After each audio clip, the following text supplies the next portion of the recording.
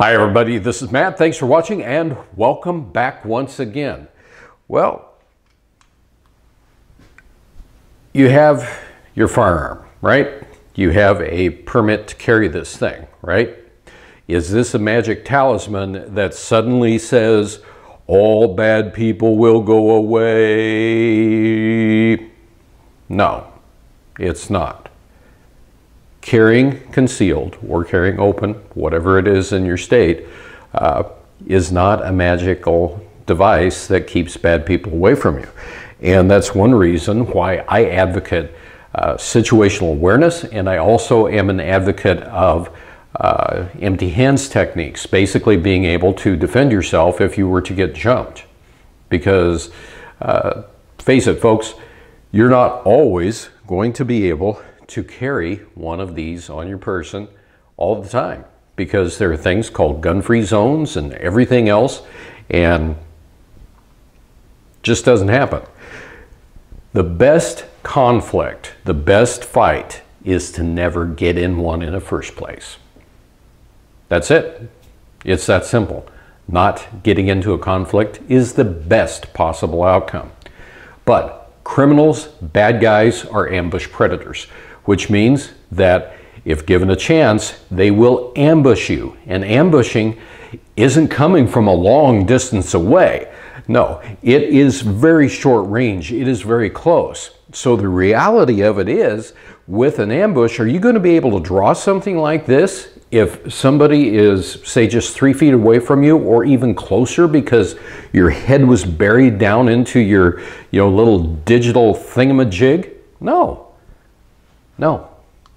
So you need to have another way of being able to defend yourself. Now, part of this got brought to mind because I did a video recently on one of the martial arts that I've practiced, but one of the viewers out there happened to notice a bandage that was right here and said, "Hey Matt, are you okay?" And I'm like, "No, everything's fine. It's just somebody with a really long fingernail in martial arts class." And so, you got a disclaimer here. Got a little bruise here. Got another one right there. And that again is from martial arts classes, because I believe in empty hand techniques, and quite often what we do is we inject realism into it, which means that you're just not standing static or going through a form or doing, just little repetitions, but actually what is occurring is you're mixing it up. Basically, you're sparring. You're taking a hit. So, I got hit here. I got hit here. I've gotten hit here. I've gotten hit in the jaw. And the amazing thing is, when you speak with young people today, and you ask them, okay, what kind of fights do you see in school?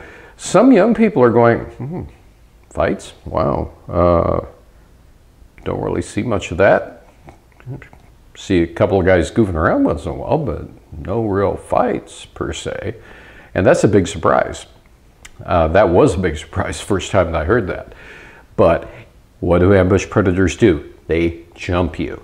So I'm not saying that you have to go to a martial arts class. I'm not saying that you got to just, go out there, get thrown around, everything. But at least get a few self-defense classes under your belt. Just a few basic techniques for men and women can help to save your life. Doesn't have to be very complex. Learn a few breakaways, because the thing is, if you get jumped, if you get ambushed, that is bad in the first place. However, if you are able to break free of your attacker or attackers, a lot of times that right there will completely change the paradigm. And the predator is going to go, okay, maybe I better rethink this and not go after this person. At that point, great, fantastic. So take self-defense classes.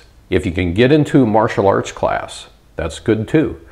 But you need to have some realism in your training, and you must have, in my opinion, some empty hand skills. Now, unfortunately, there's a lot of people out there that are like, oh yeah, if a bad guy came along, I know for a fact that I could break away from him. Really? Okay, try it.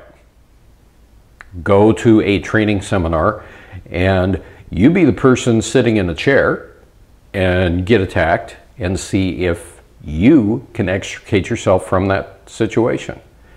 Even when you are trained, deficiencies will show up, and that's what we work on. We train toward our weaknesses. Training and realism are very important. It's kind of like it helps to get training in a simulator, some of the computerized simulators that they have today for firearms, where they're utilizing basically firearms just like this, except they have a CO2 cartridge in here and a laser where you can have all kinds of shoot, no shoot situations presented to you. It's good to be able to practice in that. And it's also good to be able to practice hand-to-hand type of combat, you know, defensive measures, that sort of thing. Anyway, there you go. Thanks for watching, everybody. And until next time, all of you, thanks for watching. Have a good one and be safe out there.